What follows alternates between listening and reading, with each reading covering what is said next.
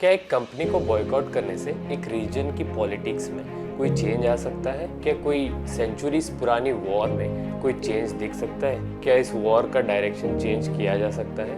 यही करने की कोशिश BDS मूवमेंट 2005 से कर रही है। बॉयकॉट, डाइवेस्टमेंट एंड सैंक्शंस के नाम से जानी जाती ये BDS मूवमेंट 2005 में शुरू की गई एक पैलेस्टीनियन सिविलियंस के द्वारा मूवमेंट थी, जिसके 3 मेजर ऑब्जेक्टिव्स हुआ करते थे। एक, पैलेस्टीनियंस के राइट्स को पूरी दुनिया में रिकॉग्नाइज करवाना। पैलेस्टीनियंस के भी वही राइट्स हैं जो रेस्ट ऑफ द ह्यूमैनिटी के हैं। ये उनका सबसे पहला ऑब्जेक्टिव। दूसरा ऑब्जेक्टिव, पैलेस्टीनियन लैंड पर जो इलीगल कब्जा इजरायली सेटलमेंट्स के द्वारा किया गया उसको खत्म करना। और तीसरा objective, Palestinian right to return को सिक्योर करना। 1948 में जो पैलेस्टीनियंस को बेघर किया गया था उनको वापस अपने घरों तक लाना, ये एक मेजर ऑब्जेक्टिव BDS मूवमेंट का था। उमर बरगौती इस मूवमेंट के को फाउंडर भी माने जाते हैं, जो एक बहुत ही prominent Palestinian human right activist भी हुआ करते हैं। BDS मूवमेंट को इजरायली गवर्नमेंट इलीगल मूवमेंट मानती है और उसके खिलाफ उन्होंने कानून भी पास किया है। इसी तरीके से दुनिया के कई सारे कंट्रीज इसका सपोर्ट भी करते हैं और कई सारे कंट्रीज इसको एक इलीगल मूवमेंट भी मानते हैं। लेकिन क्या BDS मूवमेंट अपने इस ऑब्जेक्टिव में कामयाब है? क्या 2005 से अब तक कुछ चेंज BDS मूवमेंट इस इजराइल फलस्तीन वॉर में या फिर इस स्ट्रगल में कुछ चेंज लाने के लिए कामयाबी हासिल हुई है BDS मूवमेंट को? आइए जानते हैं इन सवालों के जवाब आज के इस वीडियो में।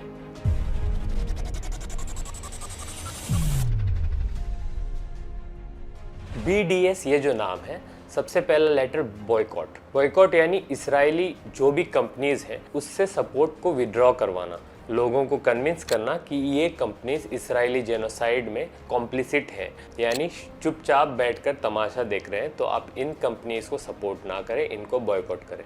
D फॉर डाइवेस्टमेंट, यानी कि इजरायली कंपनीज में से इन्वेस्टमेंट को विड्रॉ करवाना। ऐसे लोकल बॉडीज जिन्होंने इजरायली कंपनीज में इन्वेस्ट किया है उनको कन्विंस कराना कि इजरायली कंपनीज एक जेनोसाइड में कॉम्प्लिसिट है और इस कोशिश के ज़रिए से उनके इन्वेस्टमेंट को विड्रॉ करवाना, ये डाइवेस्टमेंट है। और सैंक्शंस यानी कि मेजर वर्ल्ड के गवर्नमेंट्स को, UN बॉडीज़ को या फिर FIFA जैसे ऑर्गेनाइजेशंस को कन्विंस कराना कि इसराइल के खिलाफ सैंक्शंस लगाए जाएं, उनकी फुटबॉल टीम्स के खिलाफ, उनके कल्चरल इंस्टीट्यूशंस के खिलाफ या फिर उनके गवर्नमेंट के खिलाफ मेजर सैंक्शंस लगाए जाए। ये 3 लेटर वर्ड का एक मूवमेंट और इसका मकसद 2005 से रहा है कि कैसे इजराइल फलस्तीन वॉर का रुख चेंज किया जाए और इसराइल पर प्रेशर बनाया जाए कि वो इलीगल एक्टिविटीज़ जो फ़लस्तीन में कर रहा है उसको वो गिव अप करे और फ़लस्तीनियंस को अपना राइट वापस दिया जाए। BDS मूवमेंट ने एक बॉयकॉट लिस्ट को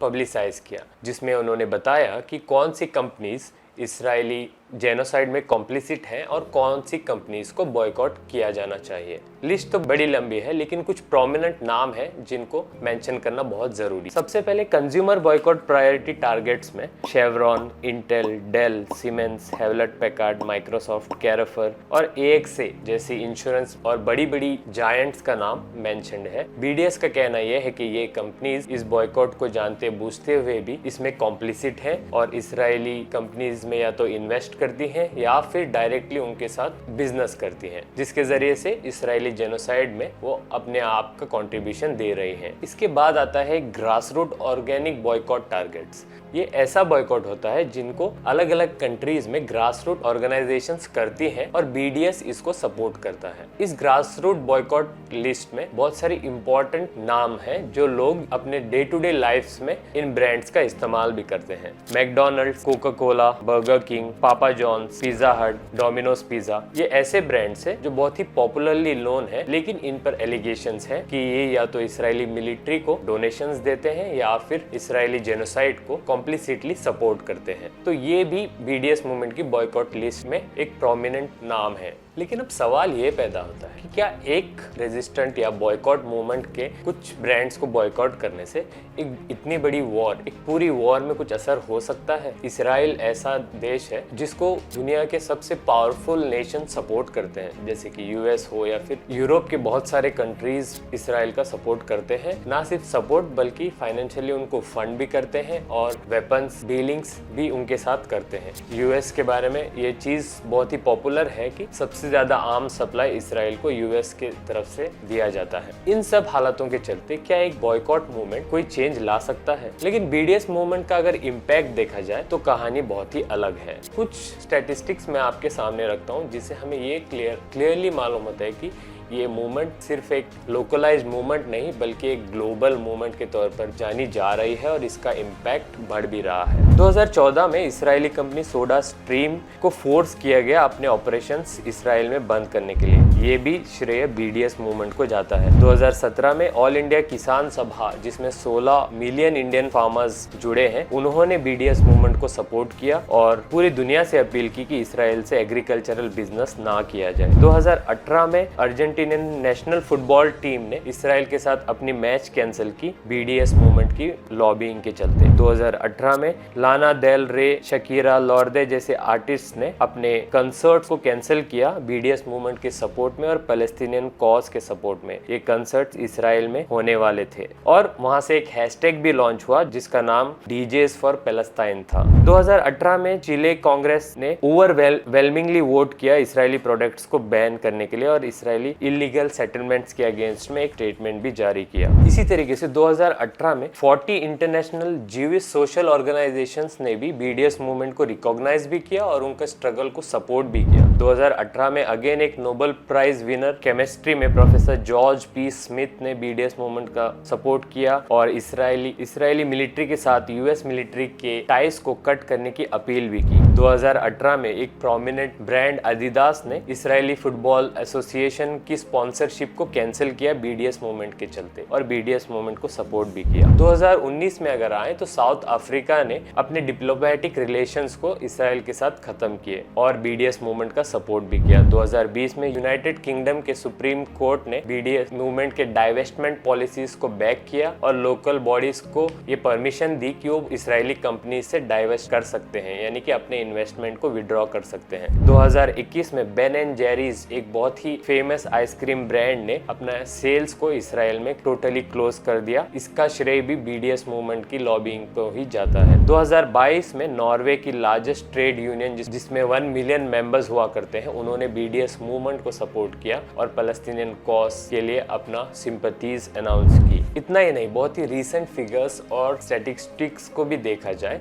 तो पता चलता है कि बीडीएस मूवमेंट का इन्फ्लुएंस बढ़ रहा है। मैकडॉनल्ड्स के सेल्स की अगर बात की जाए मिडिल ईस्ट और इंडिया और चाइना में, उनका मैकडॉनल्ड्स का अक्टूबर टू दिसंबर तक का टारगेट 5.5% ग्रोथ का था, लेकिन बीडीएस मूवमेंट की बॉयकॉट के चलते वो सिर्फ 0.7% ग्रोथ अचीव कर पाए। 2023 में मैकडॉनल्ड्स के सेल्स अक्टूबर टू दिसंबर तक 8.8% पे थे, लेकिन 2024 में सेम फिगर्स जो है 3.4% पर आकर गिर गए हैं और इसका रूट कॉज बताया जाता है बीडीएस मूवमेंट की लॉबिंग। बीडीएस मूवमेंट की लॉबिंग का एक और इंटरेस्टिंग रिजल्ट ये था कि मैकडॉनल्ड के Saudi Arabia, Oman, Kuwait, UAE, Jordan, Bahrain, Turkey के जो फ्रेंचाइजीज थे, उन्होंने स्टेटमेंट जारी किया कि हम कोई भी इसराइली मिलिट्री को फ्री फूड नहीं देते, सपोर्ट नहीं करते और उन्होंने $3 मिलियन वर्थ डोनेशंस गाजा के लिए अपनी तरफ से डोनेट भी किए। स्टारबक्स की अगर बात की जाए तो उसके प्रीवियस सेल्स ग्रोथ 5 to 7% पर ग्रो हुआ करते थे, जो अब जाकर 4 to 6% पर ग्रो हो रहे हैं। इसका भी मेजर कॉज बॉयकॉट मूवमेंट को ही जाता है। कोको कोला की अगर बात की जाए तो ये मेजर बेवरेज ब्रांड है जिसको बहुत बड़ा डेंट बीडीएस मूवमेंट ने दिया है। सिर्फ टर्की में इसके डिस्ट्रीब्यूटर्स को 22% ड्रॉप्स इन सेल्स झेलना पड़ा है बीडीएस मूवमेंट की लॉबिंग के चलते। तो अगर आप सोच रहे हैं कि मेरे अकेले के बॉयकॉट करने से या फिर मेरी फैमिली के या फिर एक मोहल्ले के या फिर एक कंट्री के कुछ ब्रांड्स को बॉयकॉट करने से क्या असर पड़ेगा, तो आप इस सोच से बाहर आए। बीडीएस मूवमेंट एक जीता जागता सबूत है कि अगर एक छोटा सा भी बॉयकॉट मूवमेंट एक कॉज को लेकर उठे तो बहुत बड़ा डेंट इलीगल सेटलर्स के अगेंस्ट में वो कर सकता है, जैसा बीडीएस मूवमेंट ने किया है। इसराइल फलस्तीन का वॉर 1948 से एक्टिवली जारी है। ये कोई रिलीजियस इशू नहीं है, ये कोई रिलीजियस वॉर नहीं है, एक ह्यूमैनिटेरियन क्राइसिस है। वॉर अगेंस्ट ह्यूमैनिटी है जहाँ पर बच्चों को, बूढ़ों को, औरतों को दिन दहाड़े बहुत ही ब्रूटली मारा जा रहा है। दुनिया के कोई भी रीजन में हो, BDS मूवमेंट को आप जरूर ज्वाइन कर सकते हैं। BDS मूवमेंट की बॉयकॉट लिस्ट को आप सही से जब जानेंगे तो आप उसमें कंट्रीब्यूट भी कर सकते हैं, और उन ब्रांड को बॉयकॉट करने से आप एक्टिवली इसराइल के अगेंस्ट में अपना वॉइस रेज भी कर सकते हैं, और पैलेस्टीनियन मूवमेंट को, पैलेस्टीनियन कॉज को, उन पैलेस्टीनियन मासूम बच्चों को एक अपना कंट्रीब्यूशन भी आप जो है दर्ज कर सकते हैं इस BDS मूवमेंट को ज्वाइन करने से। तो अगर आप दुनिया के किसी कोने में बैठकर हेल्पलेस फील कर रहे हैं कि मैं कैसे इस वॉर को खत्म करने में अपना कंट्रीब्यूशन दूं, तो आपके लिए सोल्यूशन हाजिर है। BDS मूवमेंट को सही से जाने, को ज्वाइन करें। BDS बॉयकॉट लिस्ट में जो प्रोडक्ट्स मेंशन किए गए हैं उन प्रोडक्ट्स को बॉयकॉट करें और पैलेस्टीनियन कॉज की तरफ कंट्रीब्यूट करें। इस वीडियो के बारे में आपका क्या ख्याल है? इस पूरी BDS मूवमेंट के बारे में आपका क्या ख्याल है? इस बॉयकॉट मूवमेंट के बारे में आपका क्या ख्याल है? हमें कमेंट सेक्शन में जरूर बताएं। अगर आपको ये वीडियो पसंद आई है तो इस वीडियो को लाइक करें, शेयर करें और चैनल को सब्सक्राइब करें। सी यू नेक्स्ट टाइम।